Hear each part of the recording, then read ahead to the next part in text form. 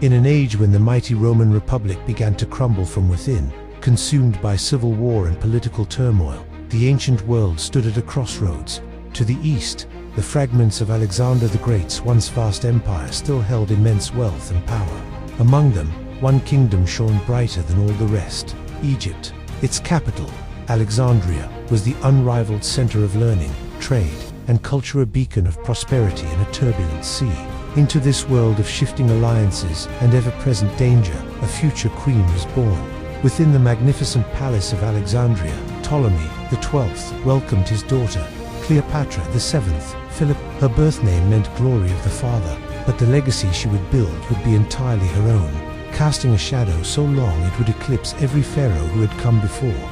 The Ptolemaic dynasty Cleopatra was born into had ruled Egypt for nearly 300 years. It all began when one of Alexander the Great's own generals, Ptolemy I, seized the ancient land as his prize following Alexander's death.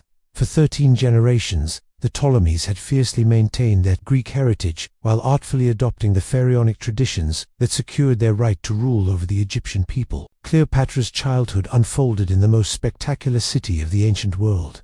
Alexandria was a thriving metropolis, home to over 500,000 souls from dozens of cultures.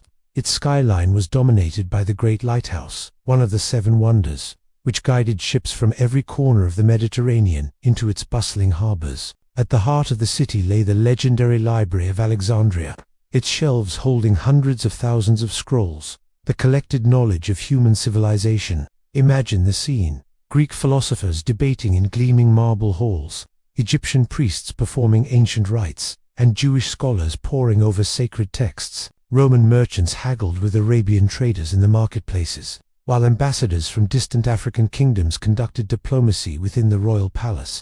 This vibrant, multicultural world was Cleopatra's classroom, and it profoundly shaped her understanding of power, culture, and politics. From her earliest days, Cleopatra's sharp intellect and fierce determination made her stand out. While past Ptolemaic rulers had been content to speak only Greek, relying on interpreters to communicate with their subjects, Cleopatra took a revolutionary step.